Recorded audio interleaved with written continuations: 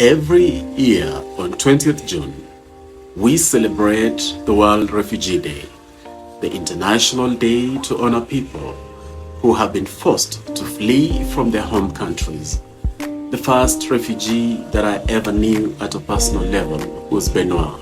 He had fled from Rwanda when he was in his mid-teens, and for almost 15 years, Benoit made Kenya his home. He started thriving in this country, even more than most Kenyans. And then one day, 8 years ago, he decided to return to Rwanda. That's when I realized that the words of Boak the Bantu poet ring true. Home is like saliva. It remains in you even when you spit it out. What you need to understand about refugees is that they are not in your country by choice. Of course, they would rather stay in their own home countries. Please understand that even when they are in your country, be it Kenya, Germany, South Africa, or wherever, their hearts are often preoccupied with their homelands. That's why, like Benoit, if they get a chance to go back home, knowing that their peace and future is secure, they will do so in a heartbeat.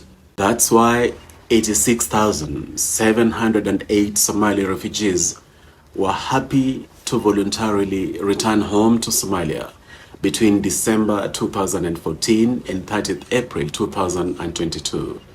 According to the United Nations High Commissioner for Refugees, 108.4 million people worldwide were forcibly displaced in 2022.